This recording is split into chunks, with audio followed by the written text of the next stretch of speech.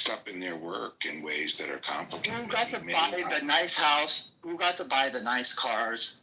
Who got to go to the nice places and eat the nice meals at the nice restaurants? Was that the persona? Or was that the person? Who benefited from the... Yeah, it's a package. It's a package. You know these things. But look, an actor takes a role, right? Let's say an actor plays a part in a movie and it's a villainous part in a movie, and then after he's done acting, he goes and drives his nice car to a nice restaurant. I wouldn't confuse the act with the actor. Really? So what about the impacts of the act? And by the way, good morning, Sam. I'm sorry, I just couldn't take this anymore. Benjamin, you're losing this argument, okay? You're not. Just say, all right, dude, it's too early in the morning, haven't had my coffee yet, I'll talk to you later about this. Because you're making absolutely zero sense. All right, listen, I am happy to listen to Sam make some sense on this. And Sam, it's good to see you. Good morning. By the way, Benjamin, did you know that you're black? Because is it Violet or Mo? Sorry, Sam, really quick. I just want to get Mo in after you, Sam. James, I also want to answer your question. And you can come. You were on the phone, so you'll be after Mo. Go ahead, Mo. Sam, you're up first. No, Sam, I want you. No, Sam. I was gonna make a sassy comment. I need the sassy comment to get through this moment, so I need you, Sam. I was gonna say, Benjamin, did you know you're black? Because I talked down to you, and I. Oh my God! Okay, never mind. Okay, forget it. No. Good morning, Sam. We love you. No, I was accused of being a racist for behaving that way, and so I'm like, I've been behaving that way towards Benjamin for 4.5 years. I guess Benjamin's black. Mo, you're up. I regret censoring Sam. I warned you. Okay, I don't even know if I can articulate my thought. Let me see if I could go there. I was at the beginning there, I was following Benjamin's, what he was saying for a minute there with, YouTube, like with the algorithm and whatnot. Like, I feel that some people, when they put out their material, like when he was talking about the likes and whatnot, that what they say and what they do can be influenced by what is getting more likes, and that can sort of guide what they keep on continuing putting out. Like that British comedian that he's like famous for being in AA and doing psychedelics and being all spiritual. What's his name? Anyway, go on. But yes, I've heard that the positive reinforcement of monetizing certain views makes him amplify those views. So yes, and I mean that can go for anybody who's trying to put out content, on their pages. It's like, okay, hey, if I'm gonna put a booty shot and a bunch of people are gonna like it, I'm gonna put out more booty shots. Not that that's something I would ever do. It's just, it's just this reinforcement that people get, and I think people can get caught up in that, and yeah, like. So I just wanted to say that, when he mentioned that point, I felt like I could agree with that aspect, but that's it. And then I know Marshall wanted to answer the question. And Marshall, did you hear all the quotes or enough of the quotes? Are you familiar with his? I heard them all. My opinion. Okay, perfect. Go ahead. My opinion is still the same. I think the comments are despicable. It's not somebody I would have in my private political group, but just like you said, nobody deserves to get shot down like a dog in the street. The only point I was trying to make about governance is that political violence, if you go back from the 20s to now, which, I like history, and so that's kind of what I do. The point I was trying to provide was that political violence, when it gets more acceptable, just eats republics. So I don't with the stuff you said. What are your thoughts about far-right people calling for the hanging of political figures on the left as Trump? Was there any problem? To be clear, Dr. James, I don't think it's good when anybody does it at all. I don't think it's healthy or responsible. It's bad when the right does it. It's bad when the left does it. Right. Bad when the middle does it. That's essentially my opinion. Political violence is bad. It shouldn't happen. We shouldn't, we shouldn't say this dude deserved it. The Republicans are getting a little back what they failed to give in incidents where the opposing party asked for solace and we didn't give it. So my question was about people getting fired, though. That's where we started. This was a Rolling Stone article about people getting fired. What are your thoughts about people getting fired because they're commenting on the character and the legacy of the person? I mean, if somebody the day after he got shot said something. Oh, so there's no free speech on that day. When does free speech? Just let me Okay, ask a question. If somebody said, "Hey, this kid deserves to get shot," I can't tell you what an editor would do. I think freedom of speech applies. People should be able to say horrible things. In fact, I'm sure you will agree with me. You don't need the protection of the First Amendment when you're saying shit people agree with. You need it when you're saying shit people don't agree with. So that's about the long and short of my view. But I mean, do you think people should be fired for their jobs for essentially they were familiar with this person, the legacy of this person? Maybe they had family members that were really impacted by this person in a way that for them didn't feel very good. And then they said, well, you know, sorry for the families, but this is what I saw in the person. And you know, yada yada yada. When people do that, I mean, do you think that I wouldn't say somebody deserves to be fired, but I'd have a serious conversation about manners. The guy got shot a day ago, and we're already doing this. I wouldn't fire the person, but I would definitely have a conversation. Like, do you really feel like this was appropriate one day after he got shot? Like, I don't feel like that shit's appropriate when the right did it with the Speaker of the House in Minnesota. I heard shit people said that I really didn't like about that. Do people kind of in the MAGA sphere, do they have good manners? Is that what it is? Is that what they bring to the table?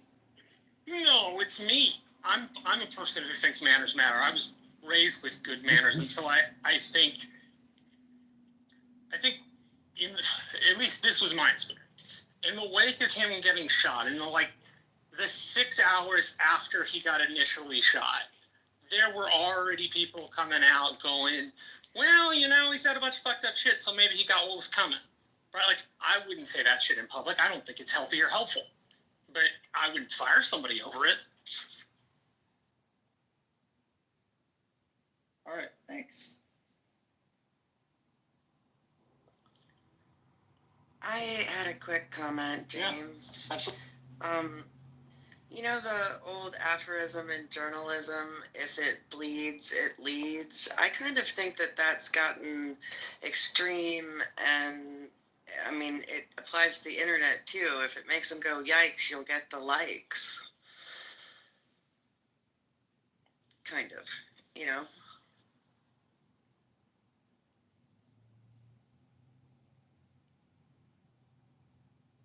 Look, today feels like I'm putting you all in the hot seat a little bit, and I am, but it's really kind of more meant to kind of just sort of melt through into some kind of coherent. I'm looking for what do people really believe and feel about these things. I mean, I'm really interested, and maybe I'm going to come off icy right now. It's just my mood. You know, I love you a bit as far as I'm concerned. And David, you're up.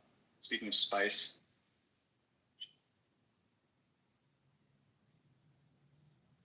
Spice. Good morning. I just don't know if you guys have talked about. They think they have the shooter in custody. Oh, really? Basically turned in by a family member. $100,000 reward for that. I don't think they did it for that reason. But we could jump to that if you really want to. I was going to say that he lives by Zion National Park. Coincidence. But it's not that close to Salt Lake, Provo, and the area where the shooting was. Washington, Utah. Could you unpack this more, or if you have any comments about it? I put a link in the GPT-5 response to the question in the chat. People can take it wherever they want to go. I don't want to infringe on their investigative journalism, but I was back channeling Chinga that it's ironic that Grok knew about the details before NPR, but that's probably where the funding in the world's going. But we've got some smart people in the room. Haven't seen Steve Cronin in a while. I'm curious how dystopian the racial profiling and Fourth Amendment vacation. Good morning, Dr. Prince. Good morning. And yes, it was his father that turned him in, and his father was contacted by, I think, a man from the church who he knew, who told his father that it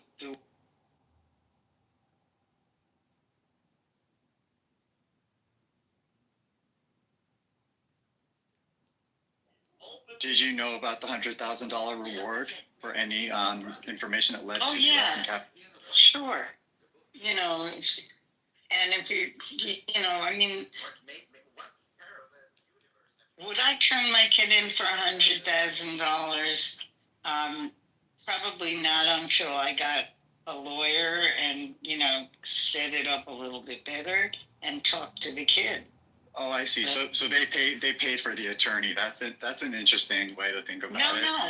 No, I'm not saying you did. But I'm saying they kind of did effectively. I don't think that Dr. James, although $100,000 is a lot of money in a lot of people's situations, I just don't think this has anything to do with the money. I don't either. I think this guy knew that his son completely had unrelated to the money. I mean, they flew Charlie Kirk in Air Force Two, his body. So, I mean, If he doesn't take the money, then it wasn't about. Resources aren't the issue here. This is terrorism, political violence, and a manhunt that the FBI's competence wasn't they truncated all the talented people in the government. Remember, they turned the resources on Trump's political enemies, which was a lot of agents.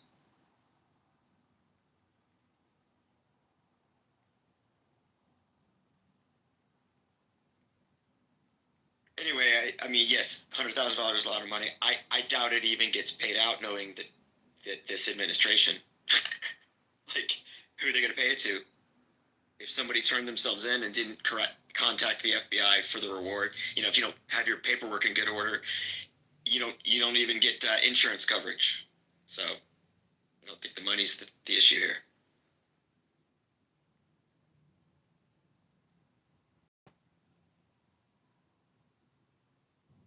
Seems like this person was really important to a lot of people, and yet I still don't understand why, except if he was just a popular influencer that people are just making a big kind of thing about. At least on the political scene, it's because he organized and ran one of the largest grassroots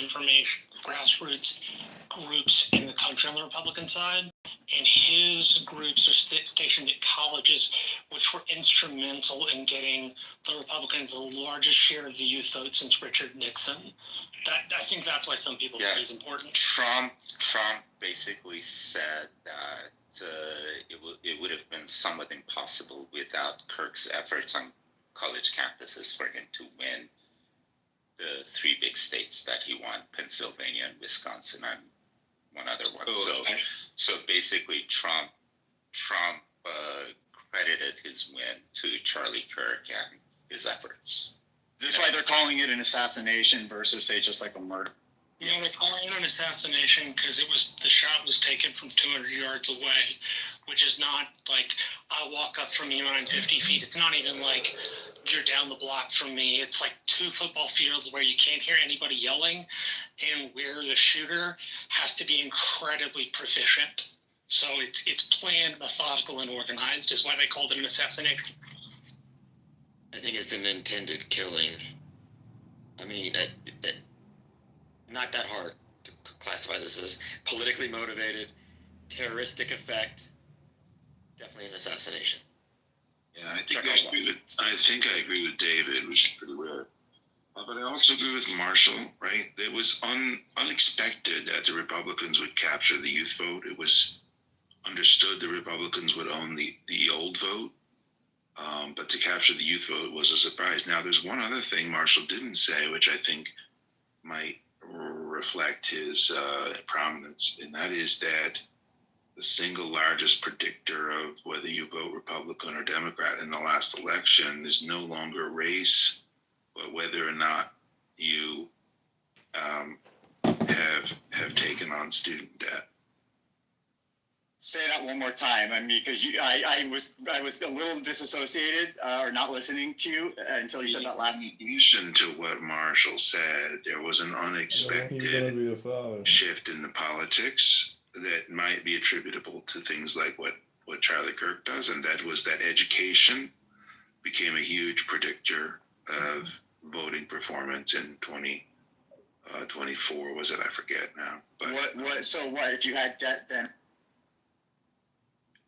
Oh, no, just basically if you went to school, if you went to school, you had one particular politic, and if you didn't, you had another, and that was greatly magnified in this most recent election.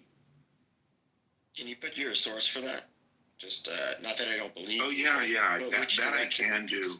Because I just wanted the specifics. You said took on debt, and there's a difference between those that may have taken it on and still have it versus those that took it on and paid it off. This is not really. No, I'm just using that. It was a premise for your conclusion. So yeah. No, it's just a basket attribute, right? Okay, Benjamin's basket. No, he's basket. He's basket weaving. No, he's basket weaving. He's not willing to sort of land his point in actual ground. I just didn't know what the specifics were. I'm not trying to pick a fight. Just there's a difference between taking on debt and still having it 20 years later, 15 years. He's trying to say more educated people vote more to the left, and less educated people more to the right. That's what he's trying to say. Well, he could say education because Charlie could have dropped out of community college. I know. It's just how much of this education? What is he talking about? What's the debt? I like to dig into details. I think because it should be near and dear to Benjamin's heart because I want to see the data. Listen, we had a good conversation, Benjamin, but if you're going to kind of do that, you're welcome. Obviously, totally welcome here. It's just people may react to it. That's fine. I can certainly. The thing that happened in the exit polls, the question asked was like whether you have a college education or not, right? And that question seemed to be more important, more predictive in this last election than it has been in the past. So you're saying by him politicking at the schools, that was how he had a real impact on I think that what he is doing is he is. It doesn't matter. It's anonymous. Areas in which academia is weak. He doesn't have any blocked. Amplifying those weaknesses so that people are aware of them. And I think there's more of of course, but it's a new account, so he hasn't blocked the new account. And he wouldn't know what the new account is anyways because been in the past. Is it plus or he does have plus? I'd have to view his profile and then he would have to view who viewed him and then figure out who I am. Is your perception? Is your opinion? Right. I'm saying that's a perception that Charlie Kirk has did focused on. you hear yesterday that woman and other people losing their shit also in the Facebook chat? I was getting screenshots of the Facebook chat. They don't Charlie Kirk. I know. And can you tell me what weakness in academia was being shown to us with all those fouls? See, I think I have some Democratic. The man was Can you make that connection now? Or even social. I think that it's the Marxism, right? When you get to Marxism, the postmodernism, the neo-Marxism. Women should stay home, and what are you doing, having an opinion and shit like that. All that stuff that Dr. James read. Are you now saying that Marxism is for women's equality, and because Marxism is bad, then women's equality is bad, and women should be subjugated to the will of their husbands? Is that your position? It's not my position. I think that. Please jive your position that he was bringing up criticism of academia with the words that Dr. James read that he spouted. So sure. So let's take a classic paper that has been pointed out in the past. I've used it. Like Charlie Kirk. No. There's a specific here because we're not grounding this with Charlie Kirk's Yeah, views. so we're grounding them with your don't views. talk about I don't other want your people. views, Benjamin. We know that. Don't talk We're about familiar other with you. people. What other? I want you, Benjamin, to jive Charlie Kirk, his words, with you, Benjamin, your opinion. I'm not talking about anybody else's paper. I don't care about anybody else's paper. I just want you to jive Charlie Kirk's words with your view that he was attacking Marxism in academia because academia is weak. Go ahead. Yeah, so there's a Marxist thread within academia that drives through group narratives, group positioning, this group versus that group. Marx fundamentally was that there was a conflict between two groups of people, the workers and the owners of corporations. I'm sorry, was my question that incomprehensible that this is the answer that comes back? I thought my question was very simple. And this dialogue of pitting one group of people versus another group of people is sometimes like replicated in racial relationships, replicated in gender relationships, replicated in special gender relationships, et cetera, right? It becomes a this versus that. And We're not talking about So Republicans Republicans what are you and talking conservatives are Marxists because this narrative of pitting people against each other is now being done by the Republicans and Trumpists. I mean, it has always been done. They've always pitted blacks and whites against each other. So are you telling me that the Republican Party has always been a Marxist institution? Well, let's be a little more basic than that. You know, this university is in Orem, Utah.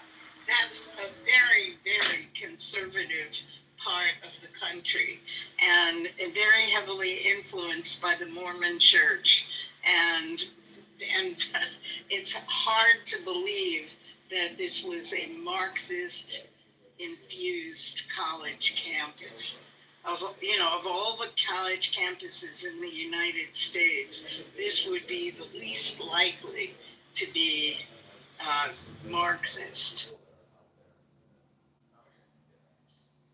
that may well be, but one of the things that Charlie Can we just put an on a regular observation basis.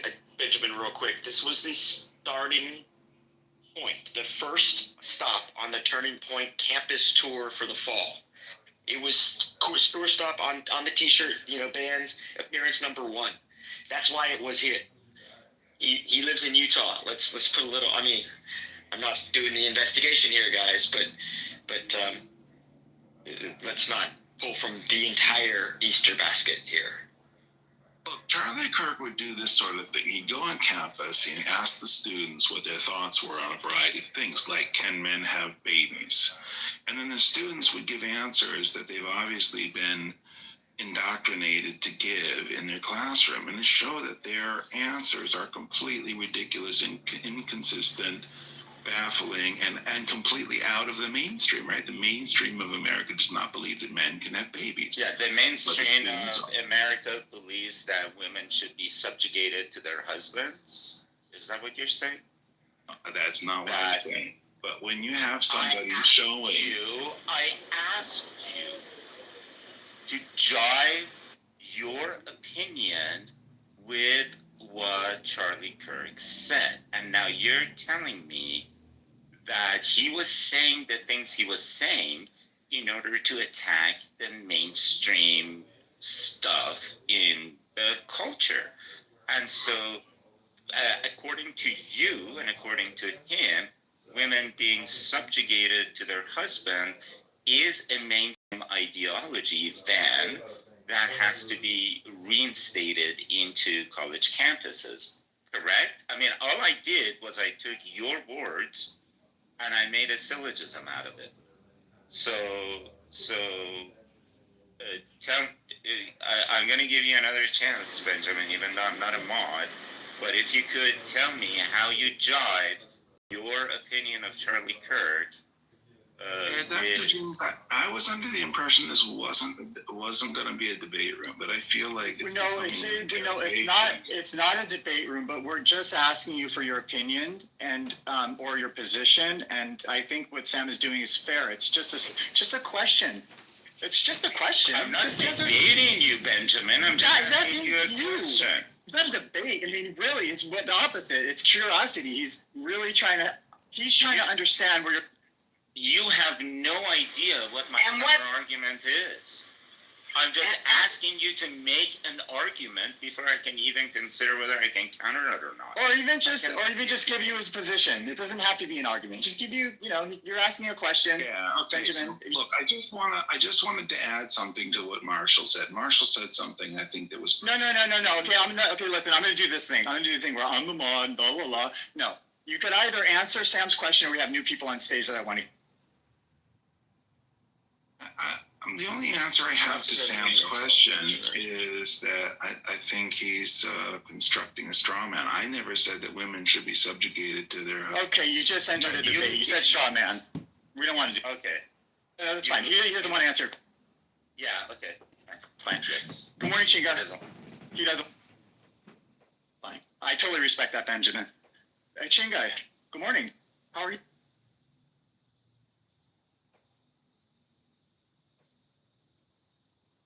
Today we're all gonna be like frogs. No, Benjamin. No, Benjamin. No. Well, Chinga's turn. Dr. James, I think that what's happening is called a hack. You can have opinions, but it's not your turn. You keep appealing to the authority to get bailed out instead of answering the question, and then every time you get the microphone, you play whataboutism, pivot, or deflection, and it's everybody in the audience is aware of it by now, and it's just a waste of time. If you want to keep him on the stage, no, that way. I don't want to. I don't want to keep him. I want to try. Benjamin, you can come up once everybody's had a chance to speak. Chinga's a new voice, and Dr. Francine wants to talk. So, Dr. Francine. I want to talk about why it is that people are becoming so radicalized.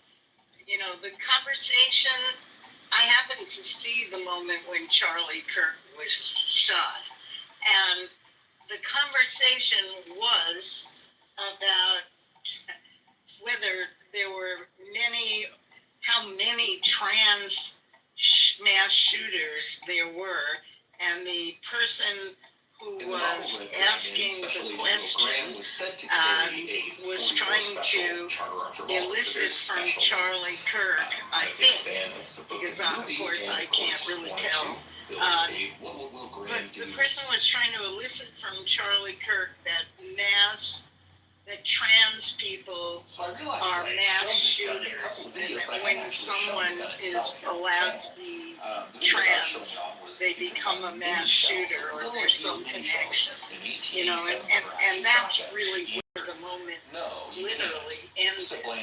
And the guy's father said that he had become increasingly politically radicalized. And we don't even know in which direction he became radicalized, or whether in the murder direction. We know that. We know in the murder. Well, that's radicalized. No, that's becoming an assassin. I mean, that's. Yeah. We don't know any. We don't know why he became radicalized. And as long as we continue dividing ourselves into left and right, we will never solve it. Oh, well, he was apprehended alive, so we're gonna solve this. We actually will get to solve this problem because he's gonna get to go to court. I mean, unless he gets muzzled, I don't know. You think that's what's? I don't think he'll be muzzled, but I think, they'll give him a tranquilizer or something. I don't know. It depends on how he behaves. What I mean is, commit suicide. he could. You're right. That's right. He could, air quotes, commit suicide. You're right. Or he could literally commit suicide. But we've got Chinga and Stephanie up. Chinga, I want to give you a chance to speak. This is the third time I'm asking, and we can go to Stephanie. Stephanie, if you'd like to comment. Can you hear me? Yeah, and let me just for everybody, the context, the way this came up today was I was talking about a Rolling Stone article I read last night right before bed, where I read they're firing people for having any kind of opinion about the person, the legacy of the person who was recently assassinated, and I was like, oh, this is how. Can you describe the extent to I hear that some people are being fired or they are? I read an article in Rolling Stone. I asked the group, did anyone else read this article? I will post the article to the top, and then you can answer your own question. Yeah, but I just think that they are firing people. Is that people have been fired? Lawyers. People have been fired. Hold on. And I think that absolutely, when there's political violence of extreme nature, with 300 million Americans, anecdotally, if Rolling Stone wasn't able to find somebody, I think that they would not be doing their job if they couldn't find somebody getting fired over this. And the existence of, mining social media for the most ridiculous takes, finding out if that person got fired. Absolutely. I would expect it. I kind of hoped for it, but they probably weren't employed by the government. So it's not violating their First Amendment right. I posted it to the top. They can have a suit against their employer. I mean, we have a bunch of private actions that occur in our country. So link is at the. This is wonderful. Stephanie, I was just trying to give you that context because we've sort of veered, and that's fine because that's what we do here. But that's kind of where it started. Just to, just so you're on a level playing field with everyone else. Yeah, I see the phone emblem on my thing, but I'm not on the phone. So, so I only have a minute because I'm on my way out to a bike ride, but which I recommend to everybody as kind of getting your stress out through exercise. So I've said in the chat pretty much what I wanted to say is that I don't think this is the time for character assassination. When there's been a political assassination. And that's one thing.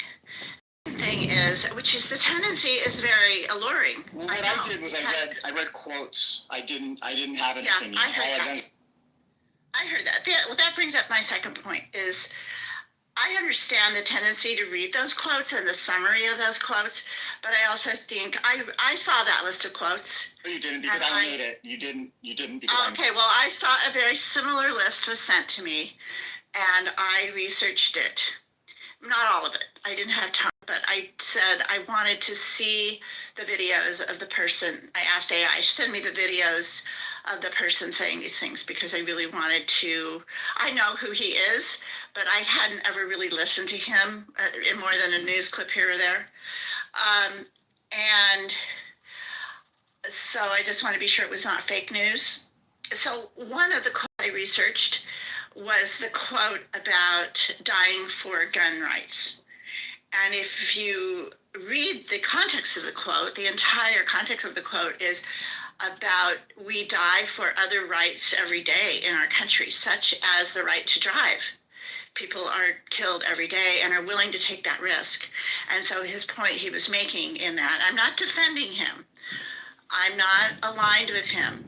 I'm just saying that the point he was making in that particular one quote was that people die for the rights to do things all the time, including driving. And so there's going to be a cost of lives for gun rights. People are going to die to exercise those rights. So that brings to my point that I think people need to see for themselves what's real news and fake news, and they need to have context and quotes. Reading a list of quotes. I want to dig in. I want to dig in. Wait. Before you do the added girls, I just want to ask you a question to clarify something. maybe deepen what you're saying a little bit, and I really want to hear your comment. So, do you think framing avoidable death as an acceptable cost of ideological purity and aligning with the extremist rhetoric that normalizes mass shootings and discourages reform is a productive manner of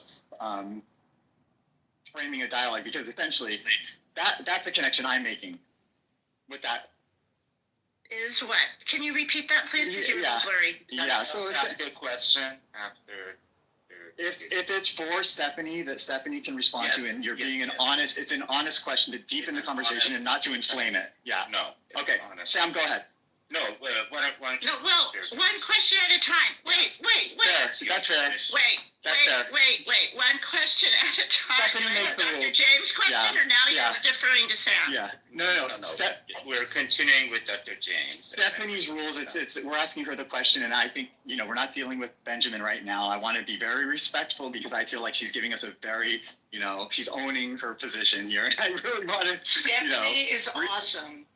What? Yes, but we don't need to add a girl yet. Let's just Stephanie, I'm going to rescind my question temporarily because Sam asks really good pointed questions. Okay, go ahead, Sam. All right. I just want to know, I don't want to be playing, hopscotch here. Yeah. So go ahead.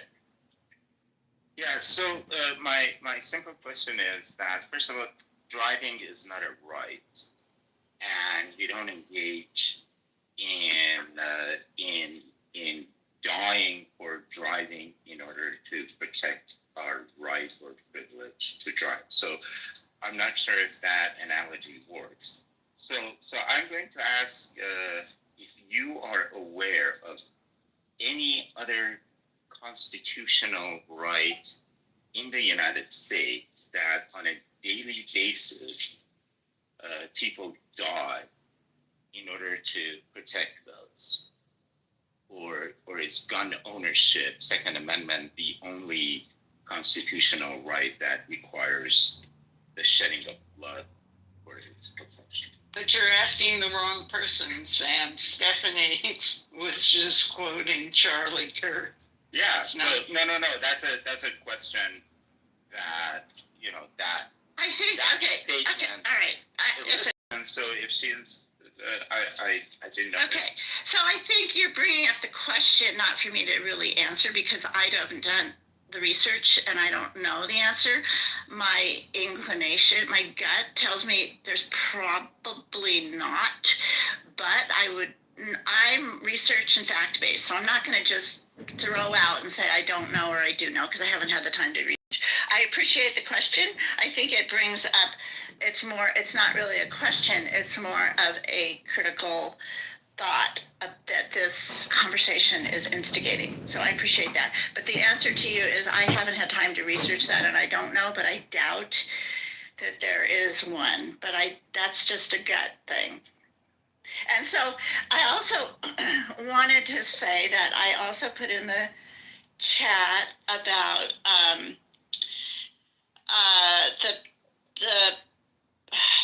the campaign called Unfuck America by a political operative on the progressive side who would go around to the Charlie Kirk campus talks and they would try to get in. They weren't always let in because they were an organized campaign and they would bring in other kinds of podcasters, streamers, etc., that could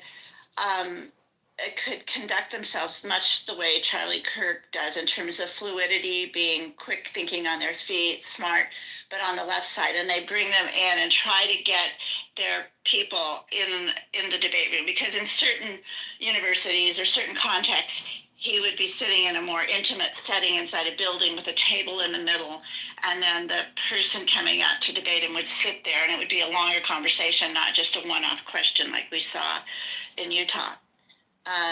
And so they would try to get their people in there to have more of an equal footing in debating the issues. So I just wanted to put that in there to say, and she's kind of controversial. I mean, she has her critics. She organizes it. She doesn't do the debating, but she organizes it and finds the people to debate. Found the people to debate him. but I just wanted to, I think it's important to know that there are other stuff going on. And I'm not saying that they were as inflammatory as he is or was, but they would give him a run for his money. And then it got to the point where Turning Point started to try to not allow them into the events. So they would have to kind of sneak in and get tickets surreptitiously. But anyway, so that's, I don't, and regarding the firing, I believe it was NBC or CBS analyst was fired. I haven't read the article, but I believe I heard yesterday that a CBS or NBC analyst was fired because of their response. And, Matthew Dowd, that's right. And I don't know what other, but it's beyond this event. People do get fired for saying things that are considered not aligned with the brand. I'm going to read what he said really quick because I have all the time. But do you agree, Dr. James? Do you know? I'm going to. I like Dr. James, who he is. I just like to read what he said. For a decade, he's a political pundit on a major network. I just like to read what he said. It's very quick. He was fired for this. Basically said Kirk was constantly sort of pushing this sort of hate speech aimed at certain groups, and then he added, always go back to hateful thoughts lead to hateful words, which lead to hateful actions. And I think that's the environment we're in. So that was the quote he was fired for. Yeah. So anyway, people get fired for less and more in our culture all the time for saying things that hurt their brand. The brand does not agree with, and they get hired for it. So do I think it's okay? I don't know if it's not up. I don't have it's American capitalism. If you're not aligned with your brand and you're saying things publicly, even if it's in your personal life, you can get fired for it. It happens all the time. So I don't think it's unique to this situation. And my main thing, though, is I'm not going to do any character assassination on someone I disagree with right now, out of respect for the fact that a human being was murdered and has a family, friends, and people that loved him and miss him. And I don't think it's an appropriate time to be doing anything that's going to be character assassination on a human being. Stephanie, quick question. Do you believe it's character assassination to read the exact words said by a person who recently... Well, are you going to read the positive things he said? The non-attack things he said? No, just context. It's character assassination. The term is very specific. I'm just asking you, is it character assassination to read anything he said? Well, of course, it's not character assassination if you're reading loving things that people say. But if when they you're said reading pointedly things that a person is saying that fire up people and that have led to really extreme... I don't think I need to spell this out. I think it's not an appropriate time for what you did. So is it character assassination to read something that someone said without an opinion about it? Because I didn't give you an opinion.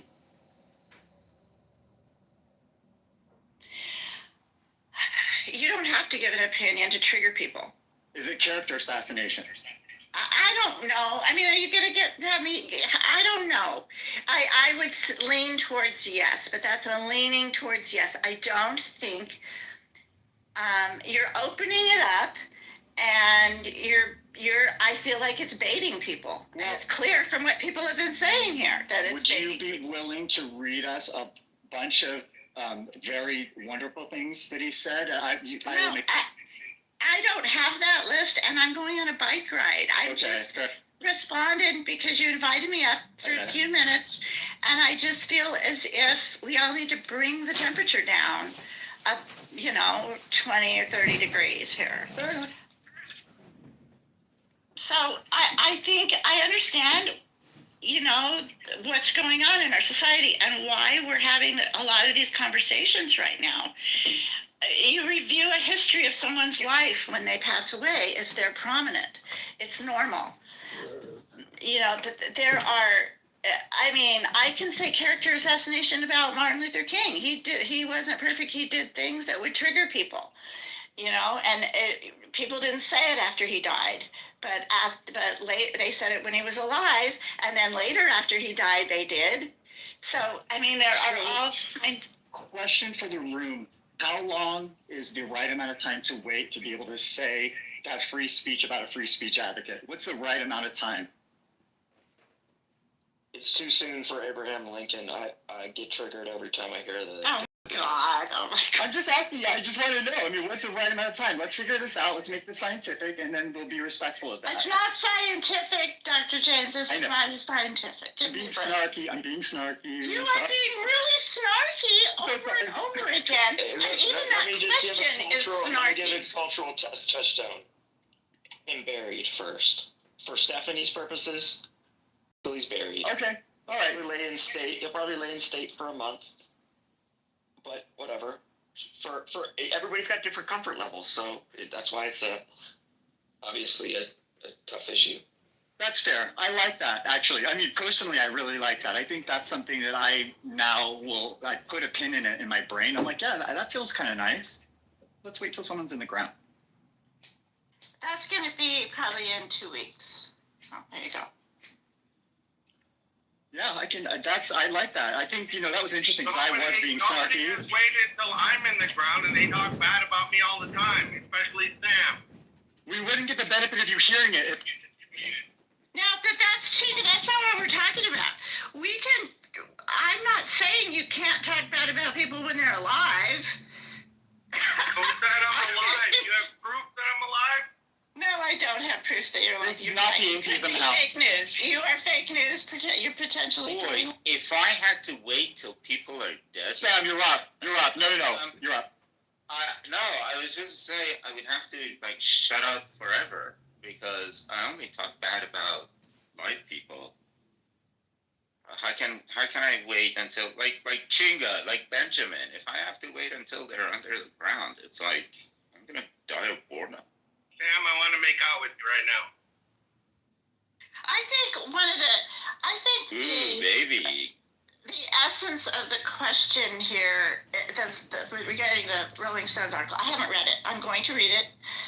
But I think, to me, one of the interesting parts of this question you're raising, Dr. James, is the division between what you're saying when you're representing a company and what you say in your private life, and where those two, meet, and when does the overlap happen, and then when are people put at risk for their jobs because of their freedom of speech in their private life versus their job responsibilities or their reflection of what they say on the brand of where they work.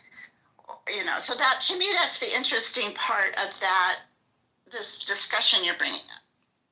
Thank you, Stephanie. And I appreciate you playing along. Yes, you were a little bit in the hot seat, and it wasn't intentional, but there was a lot of good fodder. I couldn't stop myself. Steve, good morning. Welcome. So happy. Hi. Hey, good to see you. Look, I would say with regard to this whole conversation about the assassination of Charlie Kirk and his views, the idea that this is a moral question, I think, is absurd. I mean, this is like having a moral discussion about putting your elbows on the table during dinner or spitting in public. I mean, these are not things that have an ethical component to them. There is no ethical component. This is just a question of individuals' mores and taste and, appetite for conflict. This has nothing to do with morality. Some people don't feel comfortable talking about Charlie Kirk's repugnant views at this moment because he was just assassinated, and that's completely understandable.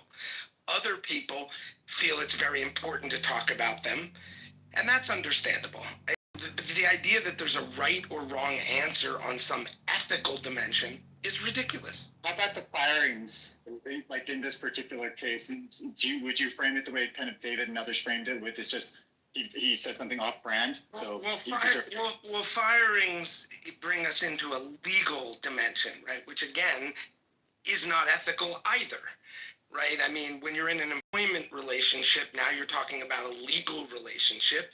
Employees have certain protections in certain states, not in others. They may have constitutional protections if they're public employees. And those are the considerations everyone was talking about. No one was talking about the ethical consideration, right? Put aside this situation, just any situation in which an employer has the legal right to fire an employee. Does that answer the question about whether it's the right thing to do? Well, of course not. The two are loosely related, but they're just different questions. So if you're asking the question, do they have the legal right to fire someone? Well, whatever, we can do the legal analysis. Is that really very interesting? If you're asking the question, is it the right thing to do? Well, that's a more complicated That was question. the complicated question I was leaning into. Maybe not sort of right versus wrong, but more the question of, just kind of, I wanted to simmer in that a little bit and talk about that a little bit. And in particular, just really quick, because something in the article that I read was really quick. The irony of this termination and slew of similar firings over the past 24 hours is that Kirk and Turning Point USA, the conservative youth group he co-founded, branded themselves as the ultimate defenders of free speech in a June debate at Oxford Union during a tour of the UK, in which he condemned the country for its totalitarian censorship of its citizens. He argued you should just be allowed to say outrageous things. Last year, Kirk posted on X, hate speech does not exist legally in America. There's ugly speech, there's gross speech, there's evil speech, and all of it is protected by the First Amendment, keep America free. So it was kind of like the firings and the take that Rolling Stone was taking on it. I thought, that's kind of an interesting dialogue. I mean, aside from sort of the obvious conversations people are having right now. That's kind of. I mean, look, my honest reaction to that is that it's a clever little angle, but it's really irrelevant, right? If you really think about it, whether the gentleman at MSNBC was fired for saying something in connection with Charlie Kirk, who had some opinions about the First Amendment, or somebody else who never said a word about the First Amendment, really wouldn't make any difference, right? There's a certain irony there, or a poetic parallel, but it's irrelevant, right? It's whether he should have been fired has nothing to do with whether Charlie Kirk cared about the First Amendment or not. So it's really just to me, it's just a soundbite. It's just an angle for an article. It has nothing to do with the potentially serious question about whether MSNBC did the right thing by firing this guy.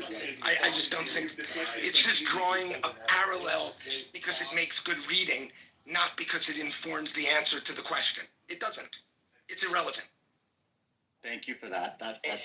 And the scale is a bunch of these teachers are put on because they have contracts. Teachers have contracts. They can't fire them. They put them on suspension and things like that. So I'm not saying that Rolling Stone needs to sell magazines or anything, but losing is doing a lot of work as a verb in that headline. That's fair. And, this wouldn't be Let's Walk Together if I didn't say this is Let's Walk Together. We talk about this or anything you want at any time. If you're up here, it's just honor and be kind. Be maybe a little gentle, though today has been lacking in, I think, a little gentleness. Keep it classy, borderline classy today. And then, question: did anybody see any surveillance videos or photos, anything looking like a long rifle that would be like not breaking down? Like a Ruger, or whatever kind of weapon it was. It's like 47 inches long. You can't put that in your pants. And what about that limp they were saying he was walking? You can't. He jumped off the roof. What limp? Before he jumped on the roof, when he was walking to the event, before the event happened, I saw a video where he's limp. Put it in the chat. I haven't seen it. No description. 40. I mean, it should go up to beyond your waist. It wouldn't hinge at the knee. So let's see, maybe, but just details to follow, but questions to ask. I mean, what are the craziest conspiracies about this that you've heard? Because I've heard some real dude. Oh, I don't want to spread those. That's not what. Okay. Let's not. social media. I mean, you already put your top link is a Rolling Stone article, for fuck's sake. You're right. I'm like, this is really lowest common denominator. Okay, so we're gonna take that down now. Your pop culture as a source. That's fair. I take that critique. I also take the critique that I was being a bit inflammatory earlier as well. It's fair. I think it's all fair. I mean, it's not the general character of the room or the intent here. I just, I couldn't help.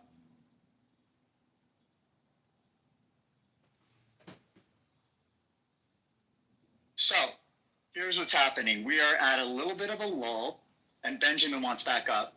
Does anyone want to have a dialogue with Benjamin one-on-one right now? On stage. Because I don't want to do the thing where we slip into the Benjamin show right now. So, unless someone has a direct conversation they want to have with him, Benjamin, just come back on Monday. Hang out.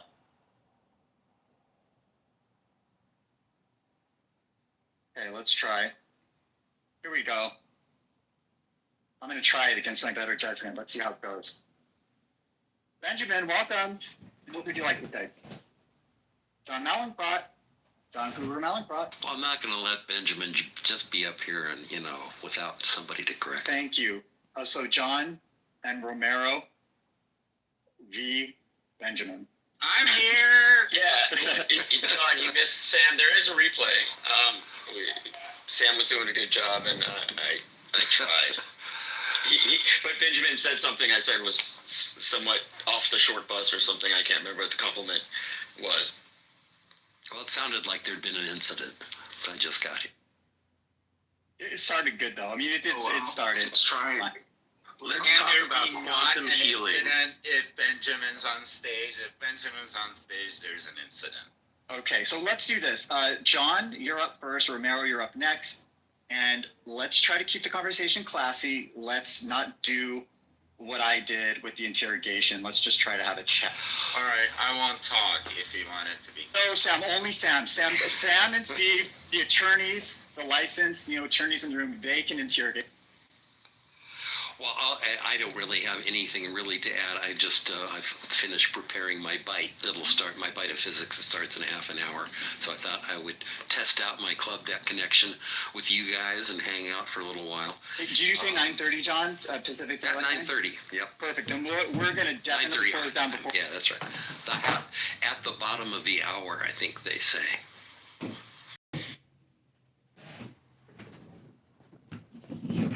I'm just here to align my chakras and do some Hey, BB, good Shabbos, Baruch atah Adonai, Eloheinu melech haolam, Asher, Kedeshanu, b'mitzvotav v'tzivanu, l'chadlik nishel Shabbat, b'nei pri hagafen.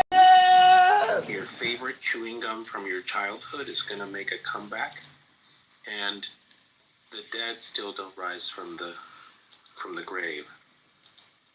But they will on Tuesday, February 5th, 2045. Did any of you see that Peter Thiel is going to be doing a 4-day lecture in the Bay Area on the Antichrist? How's that? Doesn't surprise me. God knows he's an expert.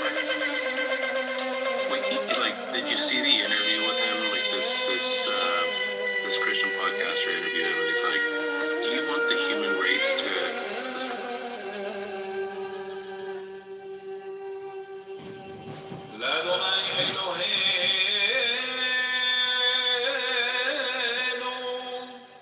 הרחמים והסליחות